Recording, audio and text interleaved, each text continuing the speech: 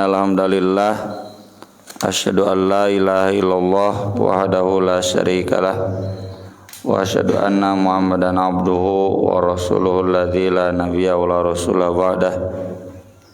Allahumma shalli wa sallim wa barik ala Muhammad wa ala alihi wa sahbihi wa man tabi'ahum bi ihsan, amma ba'd. Babun kana nabiyyu sallallahu alaihi wasallam ajwadan nasi bil khair.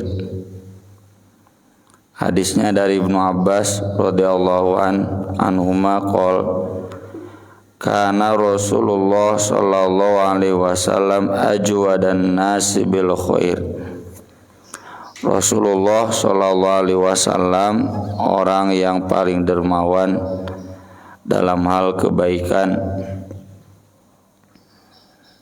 Kebaikan itu bisa harta, ya, bisa tenaga, bisa sumbangsih pemikiran, ide, tara pedit.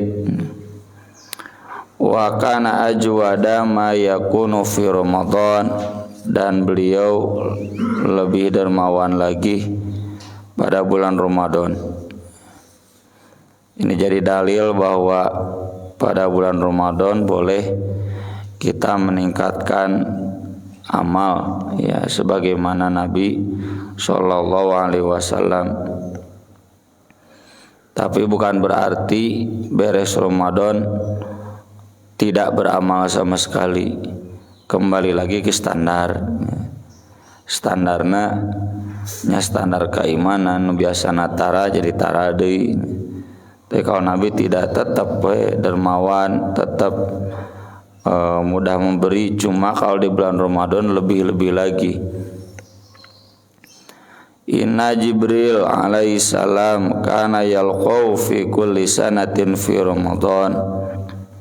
Sungguh Jibril alaihi salam menemui Nabi setiap tahun di bulan Ramadan. Di riwayat lain disebutkan di setiap malam Ramadan.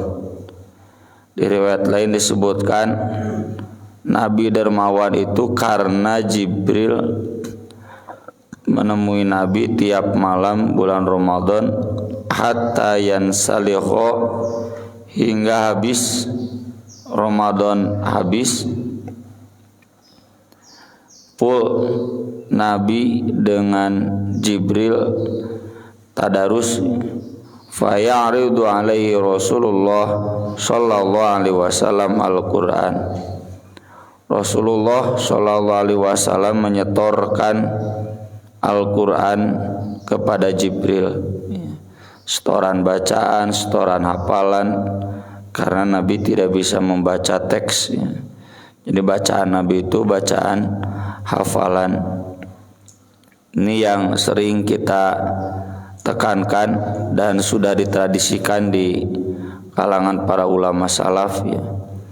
Imam Malik kalau datang bulan Ramadan perek cenah kajian hadis, perek semua Quran, restoran Quran. Nabi juga begitu.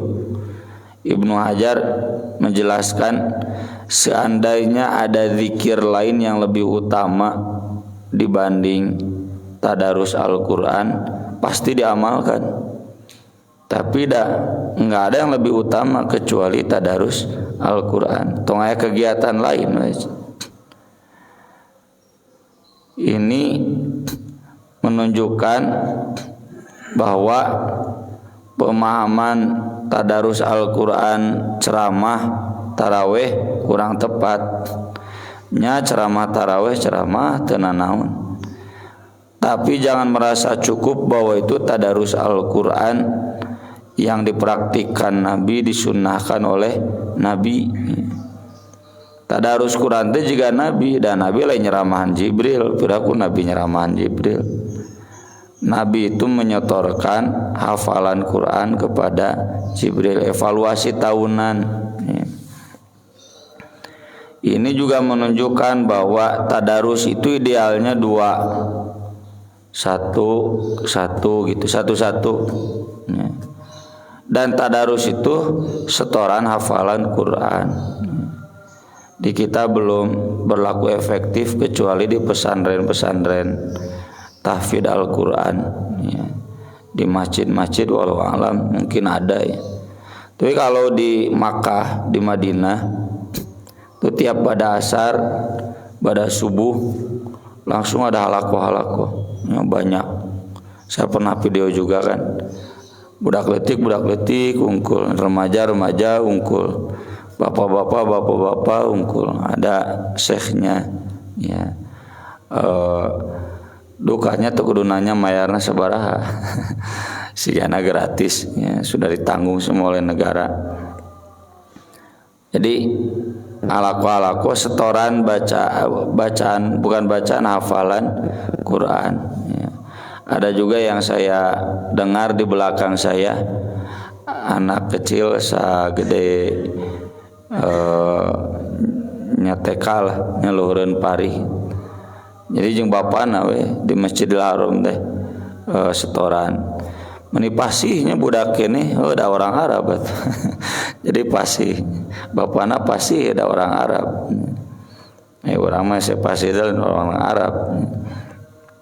Nah itu tadarus itu begitu ya. Kajian Quran lain lagi, tarawih lain lagi. Jadi maksud saya kita jangan merasa cukup dengan ceramah tarawih sudah tadarus acan ya. Dan ini sudah sering kita jelaskan ya di berbagai masjid. Alhamdulillah kaum muda relatif lebih bisa beradaptasi. Jadi anak-anak muda tadarus ya. Itu karena tadarus teh setoran hafalan Quran. Di kita alhamdulillah ya di At-Taubah ada sunnah hasanah dari sesepuh kita ya. Di masjid-masjid lain mah hese beres tarawih baralik we gitu. Padahal kalau ngukur sunnah leuwih sunnah keneh tadarus dibanding tarawih, karena zaman Nabi nggak ada tarawih ya. Nabi tidak meridhoi adanya tarawih. Nabi tarawih cuma 3 malam, itu pun tengah malam ya. Tarawih dalam pengertian sholat tahajud berjamaah yang dirutinkan ya, nyalse. Nabi cuma 3 malam.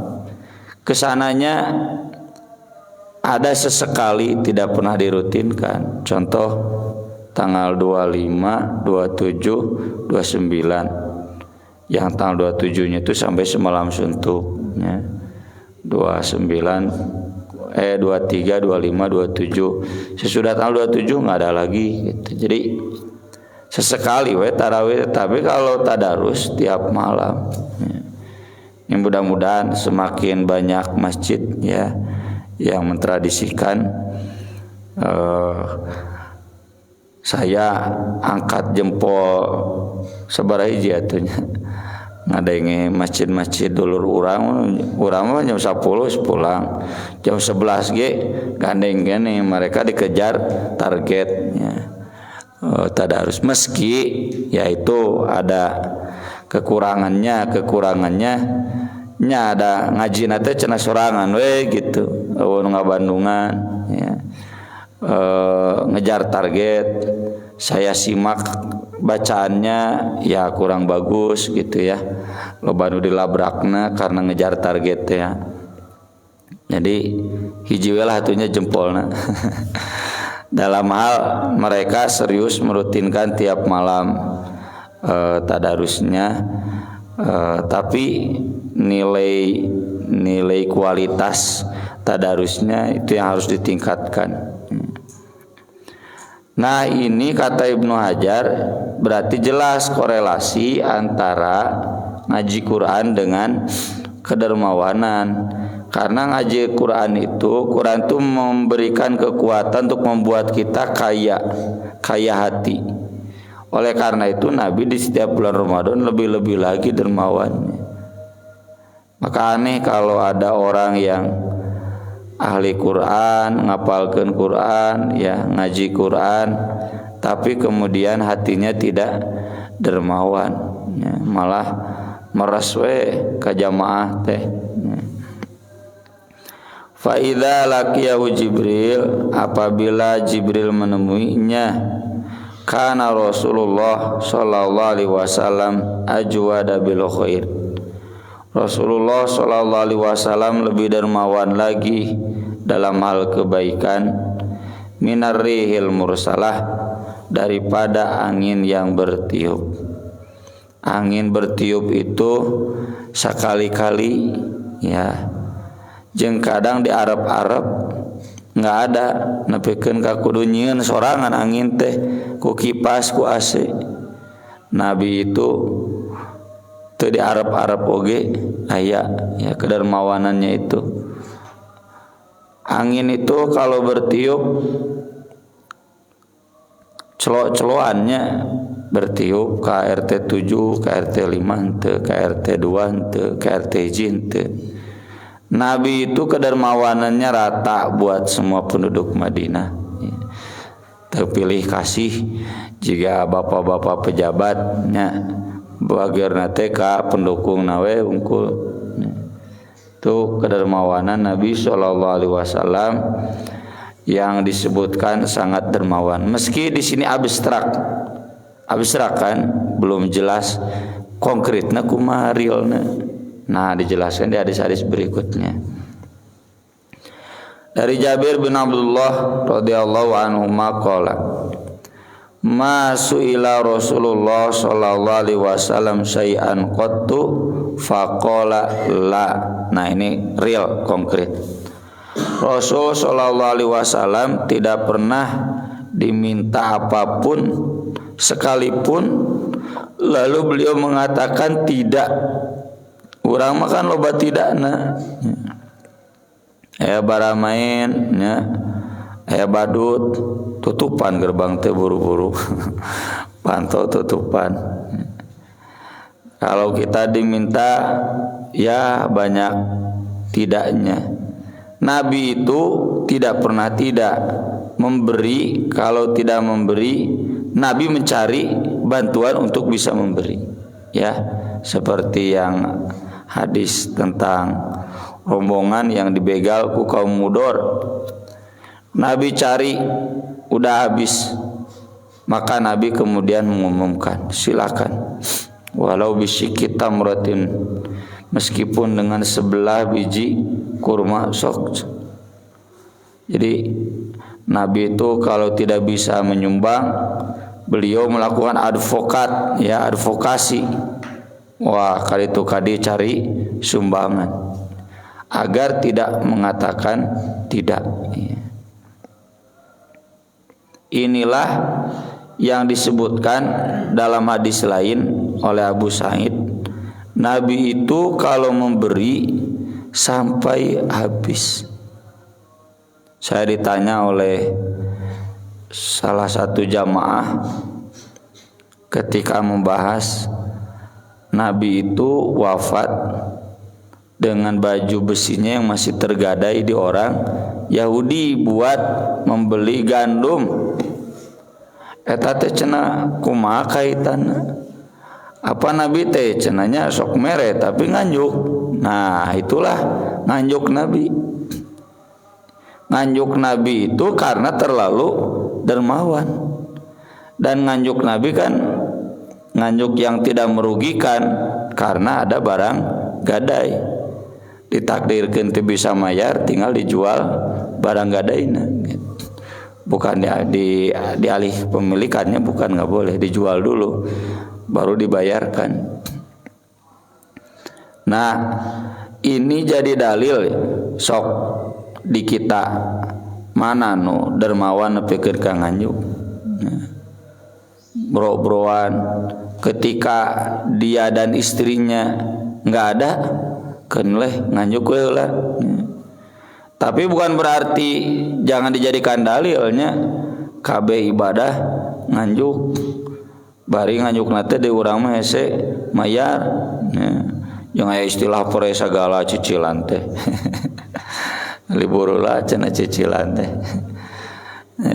Nabi itu tidak susah bayar karena memang dermawan mah ngocor gitu, aya deui beak, aya deui beak, aya deui.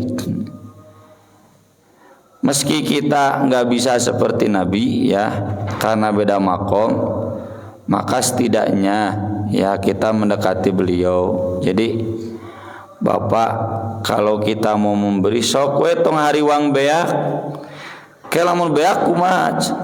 Kita dari mana? Kita tinggal nginjem gitu. Dan mengapa Nabi nganjuk ke orang Yahudi? Karena kalau Nabi ngomong ke sahabat, nganjuk ke sahabat, pasti moal nganjuk, pasti dibere. Dan Nabi kan tangannya bukan tipe tangan di bawah, ya. Atau mau dibere teh, urang pan atau dibere nyeri hati lamun teu dibere. Nabi itu enggak. Sieun dibere kajen ka orang Yahudi meuli pugu. Urang mah pan boga jamaah tukang anu teh ngahaja meuli teh kadinya ngarah gratis. Nabi itu bukan begitu tipenya. Makanya kita kadang sok ngancam tanya ka misalkan ka Enjoy Tahiti. Punung moal moal ka dieu wios cenah usah da sali doakeun we. Geus kumaha da nu ngeunahna eta. Moal mah dek meuli ka anu lain teh da mending meuli. Ya kadang kita cenah Pak tong ka dieu era gratiskeun ka anu lain jadi kitu. Ini saking dermawannya Nabi SAW. Ai urang mah pan nyebut teu aya teh aya dina dompet kumaha rekening mah. Hari Nabi mah nyebut tidak ada teh karena memang tidak ada. Tapi meskipun tidak ada, teu pernah ngomong tidak, cari bantuan ke yang lain. Kemudian hadis berikutnya dari Anas radhiyallahu an, anna rajulan sa'alan nabiyya sallallahu alaihi wasallam ghanaman baina jabalaini. Ada seseorang yang minta kepada Nabi kambing yang sedang diternakan di antara dua gunung, berarti lobalah puluhan. Fa'atau iyau, lalu Nabi memberikannya.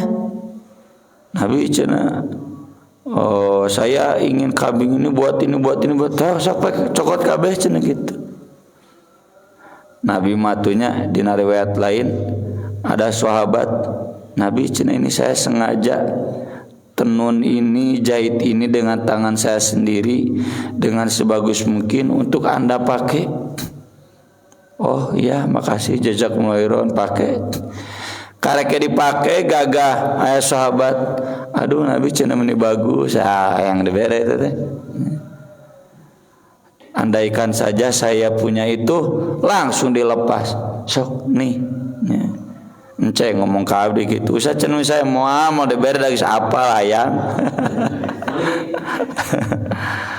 Nabi itu ini cenah kambing, wah saya juga pingin gini. Sok cenah ambil semua. Fata qaumahu, sampai dia datang ke kaumnya. Faqala, lalu berkata, kaum, wahai kaumku, aslimu, masuk Islamlah kalian. Fawallah, demi Allah, inna Muhammadan sallallahu alaihi wasallam, sungguh Muhammad sallallahu alaihi wasallam la yu'ti ata'a ma yakhaful faqra, memberi pemberian itu tidak takut miskin. Taeta kunci beunghar hate teh teu sieun miskin. Dipena sok mangga canak we sadayana lain nyongkun Nabi mah silakan. Nah cenah ya jelema mere kieu siga nu teu sieun sangsara. Wah berarti ini hatinya betul-betul mulia, dan banyak orang yang masuk Islam dengan itu. Ada orang mah kadang nu geus asup Islam, nu geus asup persis ge pundung. Nah loba nu majeg pundung.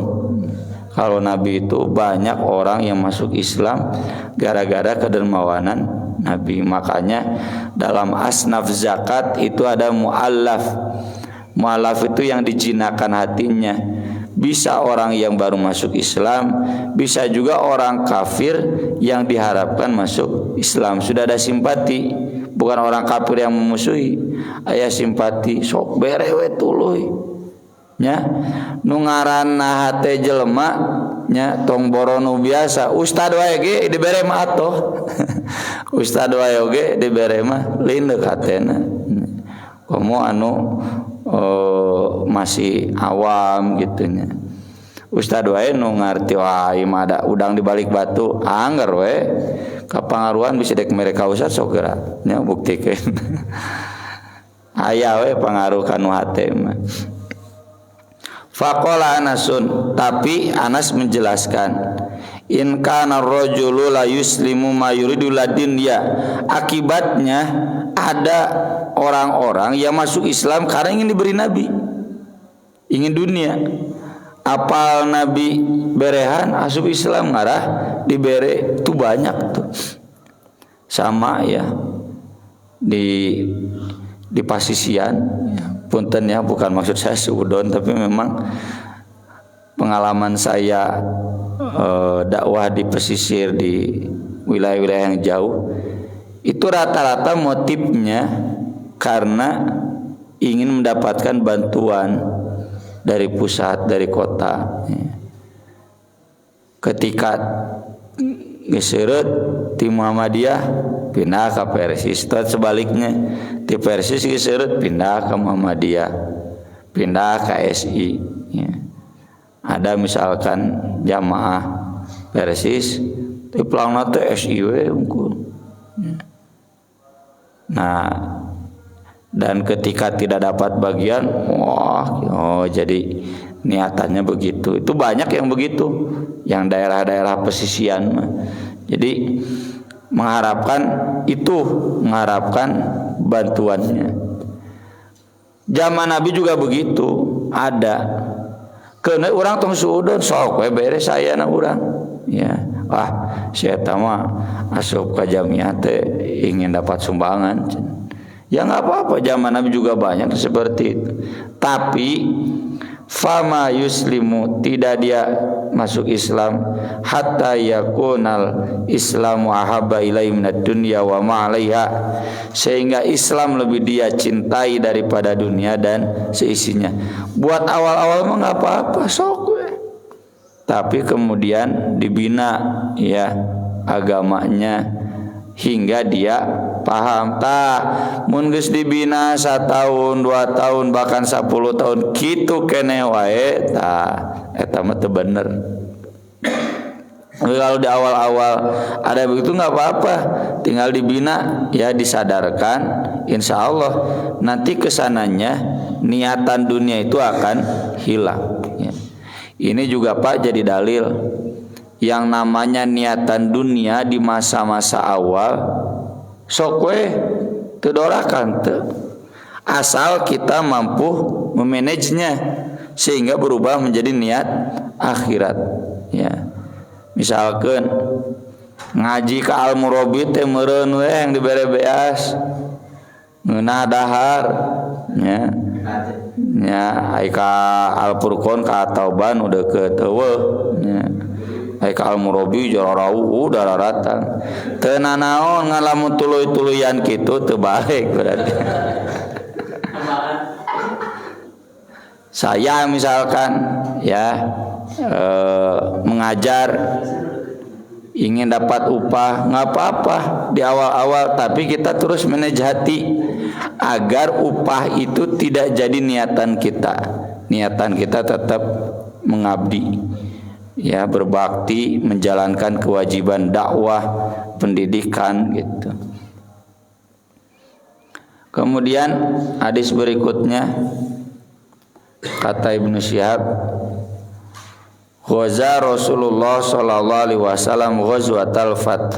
Nabi pernah ketika perang Fathu Makkah, Fathu Makkah, thumma kharaja sallallahu alaihi wasallam biman ma'hu minal muslimin. Nabi keluar bersama kaum muslimin, faqtatalu bi Hunainin, sekalian banyak menaklukkan Makkah itu ka Hunain, ka Taif, daerah-daerah satelitna. Ya. Hunain ini kota besar, bentengnya kokoh dan berat ya. Nabi kaum muslimin hampir kalah, diabadikan di surat At-Taubah. Fa nasarallahu dinahu, Allah kemudian menolong agamanya wal muslimin dan kaum muslimin.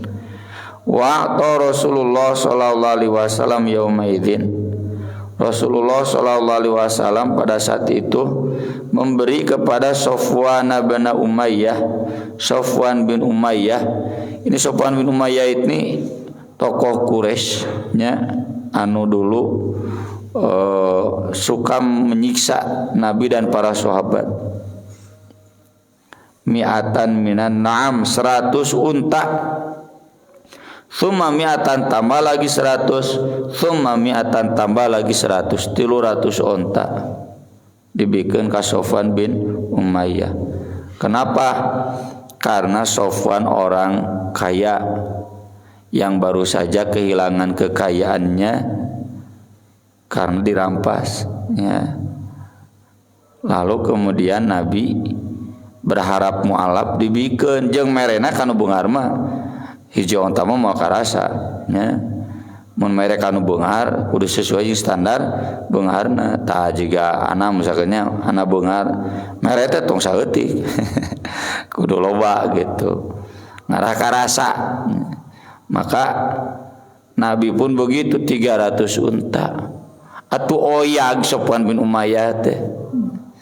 Hadatsani Sa'id bin Musayyab, kata Sa'id bin Al-Musayyab, anna Safwan qala wallahi laqad a'tani Rasulullah sallallahu alaihi wasallam ma'tani, demi Allah Rasulullah sallallahu alaihi wasallam memberi kepadaku yang tidak pernah diberikan kepada siapa. 300 onta tuh, bayangkeun onta hijina 30 juta nya, atau 40 juta kali 300, wah sabaraha.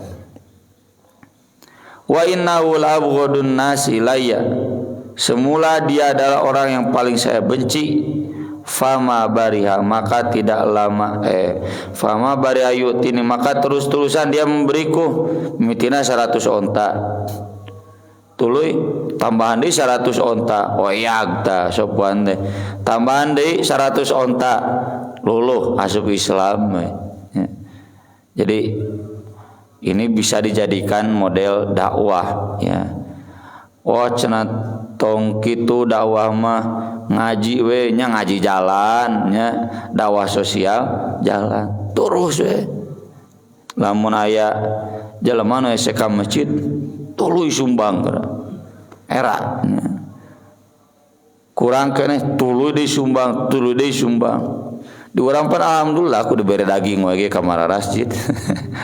Ieu mah dibere ona 100. Acan ya 100 deui, acan 100 deui, oyag dikitukeun. Asalnya cenah Muhammad teh leuwih paling saya benci sekarang mah fama bari hayotini hatta innahu lahabun nasi ilayya, dia menjadi orang yang paling saya cintai. Tapi itu di masa awal sesudah masuk Islam ngaji insyaallah bukan karena duniawi lagi, tapi betul-betul tulus cinta kepada Nabi sallallahu alaihi wasallam. Nah ini mungkin ya yang kita harus banyak berkaca ke Muhammadiyah. Muhammadiyah itu dakwahnya di setiap cabang syaratnya 2. Boleh PC di SK-an syaratnya 2, lamun tidak sekolah harus ada panti asuhan. Jadi mun di lembur pian dicilin daftar yang jadi PC Muhammadiyah mual di SK-an, kecuali pengurus calon pengurusnya sudah siap mengadakan sekolah atau panti asuhan, sok cenah dibere jeung dijeujeukkeun danana dibantuan. Kenapa? Karena memang dakwah itu begitu, harus memberi dampak ke masyarakat sekolah kan. Apalagi Muhammadiyah sekolahnya gratis kan. Dalam sejarahnya Muhammadiyah itu selalu berjuang bentrok jeung misionari sekolah-sekolah Belanda. Lain pasaran kan Muhammadiyah mah sakola we ngaja nyen sakola. Agar nu biasa sakola ka Belanda ini sakola ka Muhammadiyah gratis atau panti asuhan atau lembaga sosial apapun ya. Di kita mah kadang sakola eueuh panti asuhan eueuh gitu nya ngaji nya memang enggak salah, tapi idealnya kalau bisa kita seperti sunnah Nabi, ngajina jalan, sosialna jalan, sok bro-broan ya. Itu bagian dari sunnah dalam dakwah Nabi SAW. Aku lo qouli hadza wa astaghfirullah li wa lakum subhanakallahumma wa bihamdik asyhadu an la ilaha illa anta astaghfiruka wa atubu ilaik. Wassalatu wassalamu ala Rasulillah. Wassalamu alaikum warahmatullahi wabarakatuh.